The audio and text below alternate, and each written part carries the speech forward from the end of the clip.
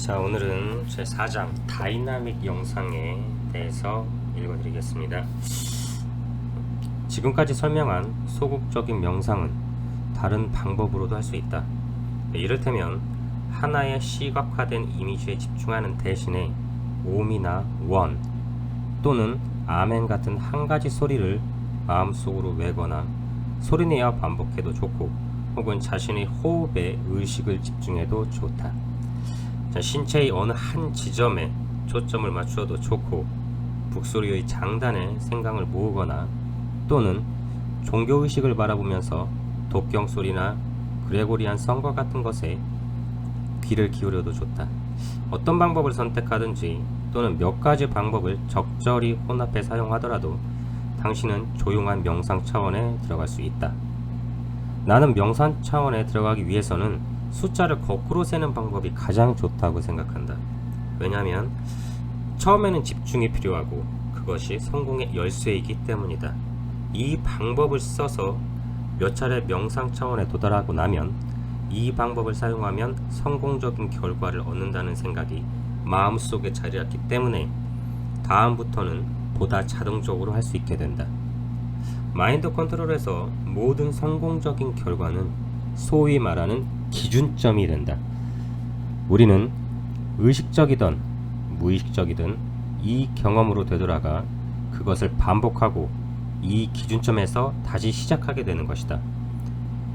일단 명상 차원에 도달하고 나면 그 차원에 가만히 머물면서 뭔가 일어나기를 기다리는 것만으로는 불충분하다.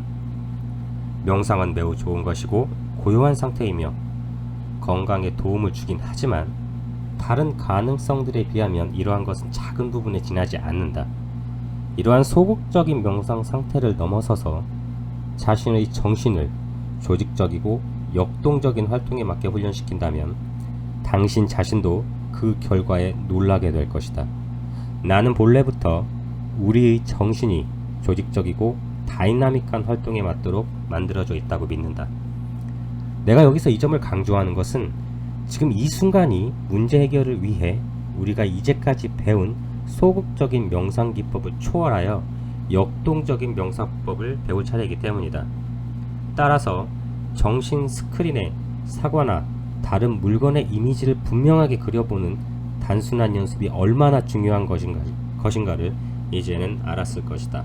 자, 이제 명상에 들어가기 전에 사소한 일이라도 좋으니 어제나 오늘 자신에게 일어났던 뭔가 기뻤던 일을 생각하라.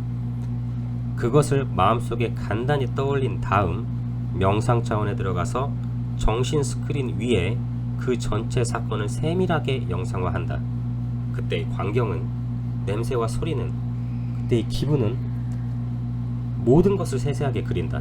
이렇게 해보면 베타 상태에서 그 사건을 기억할 때와 알파 상태에서 회상하는 것 사이에 대단한 차이가 있음을 알고 놀랄 것이다.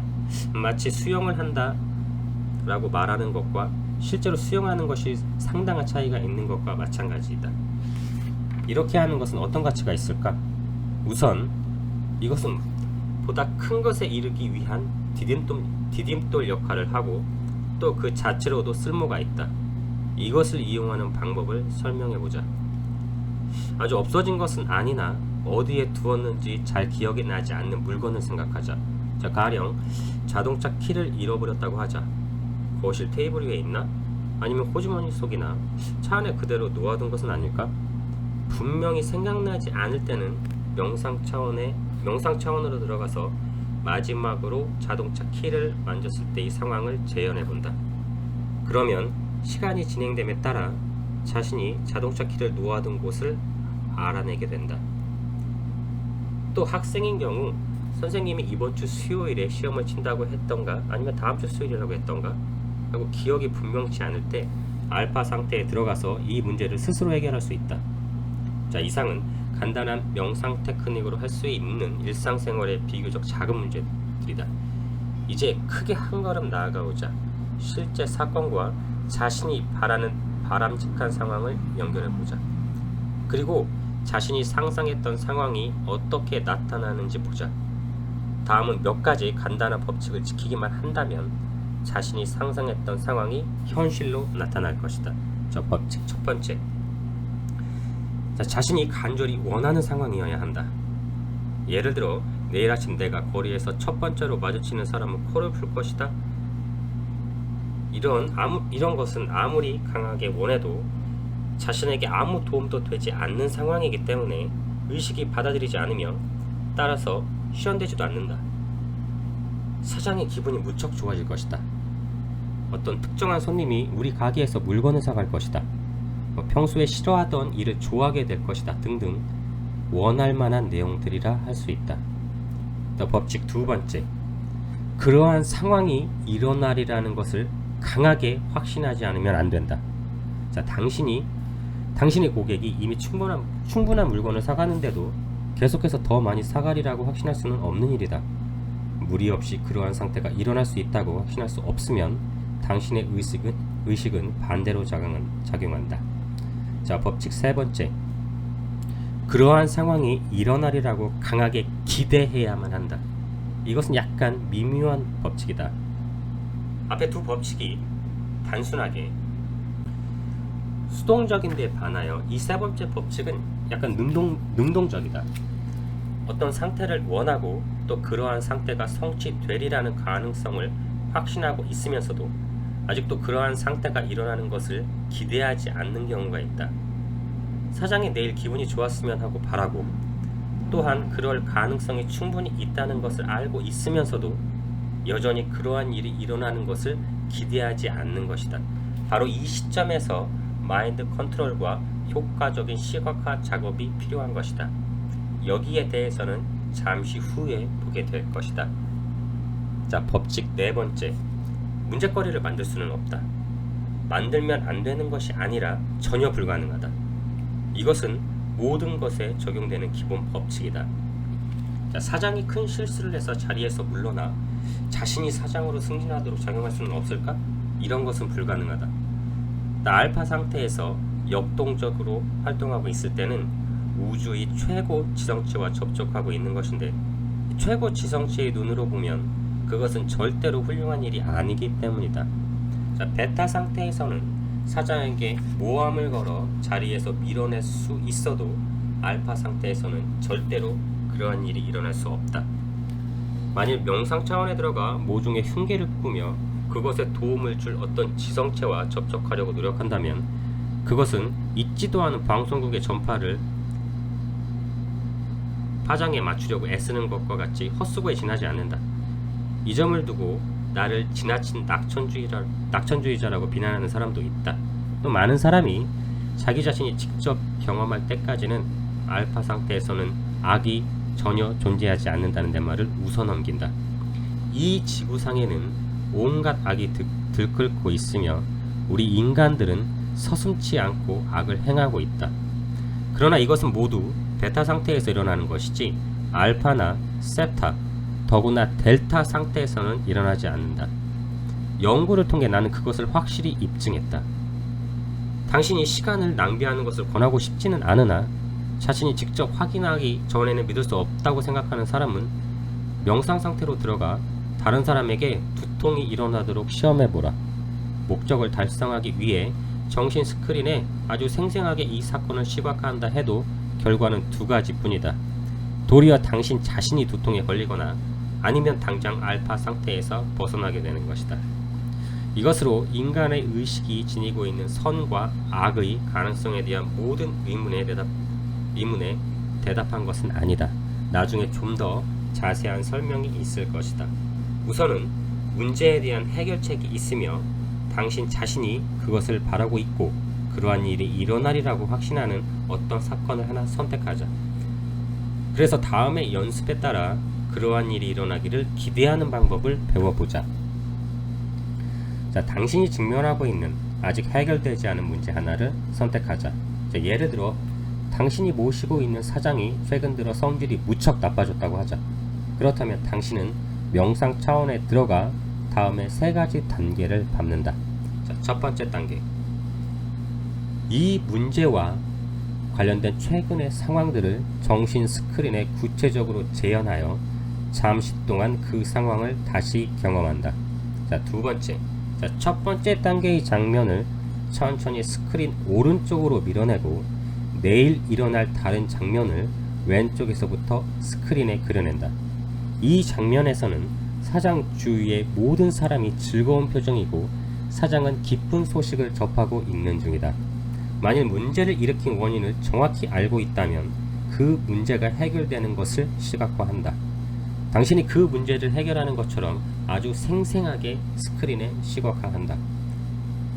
자, 세 번째 단계. 이제 다시 이 장면을 스크린의 오른쪽으로 밀어내고 왼쪽에서 또 다른 장면을 가져온다. 이제 사장은 아주 행복한 표정이고 최고로 기분이 좋다. 이 장면을 마치 실제로 일어난 것처럼 생생하게 체험하면서 잠시 동안 그대로 그 느낌을 충분히 음미하라.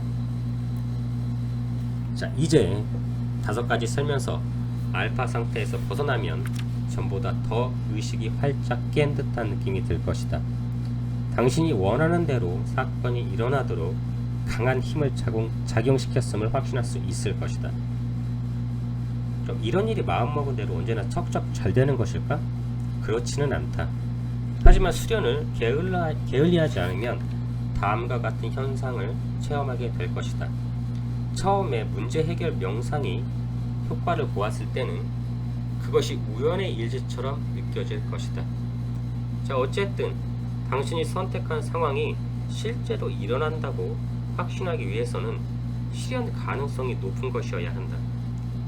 그러다가 2번, 3번 성공하면 우연의 일치가 겹치게 된다. 자, 마인드 컨트롤을 하지 않으면 우연의 일치가 훨씬 줄어들 것이다. 다시 마인드 컨트롤을 하면 우연의 일치가 또다시 크게 늘어날 것이다. 게다가 점차로 기술이 좋아짐에 따라 거의 일어날 것 같지도 않은 사건이라도 그 가능성을 확신하고 기대를 갖게 된다. 시간이 지나면 결과는 더욱 놀라운 것이 된다. 자, 어떤 문제에 부딪힐 때마다 지금까지 경험한 가장 성공적인 경우를 잠깐 동안 머릿속에 떠올린다.